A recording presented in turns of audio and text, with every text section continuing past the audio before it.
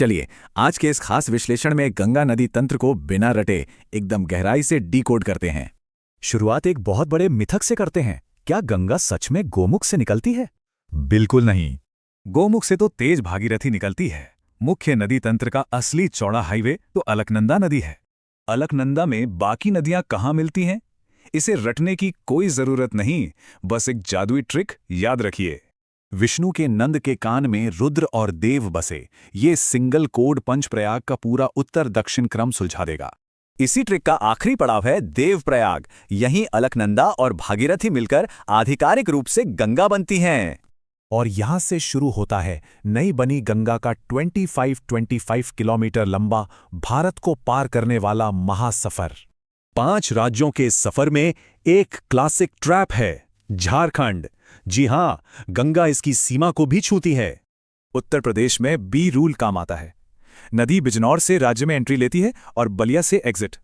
पूर्व में कोसी जैसी नदियां भारी गाद लाती हैं, एकदम किसी जाम हुए पाइप की तरह जो भयंकर बाढ़ लाता है।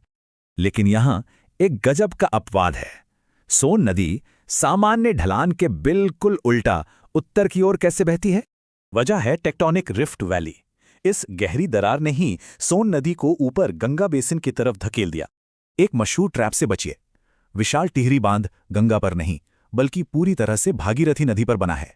बंगाल आते आते इस नदी की रफ्तार एकदम जीरो हो जाती है। तो ये विशाल नदी अचानक बढ़ क्यों जाती है? भारी गाद को आगे न धकेल पाने के कारण नदी ब्लॉक होकर हुगली और पद्मा 2 हिस्सों में बंट जाती है।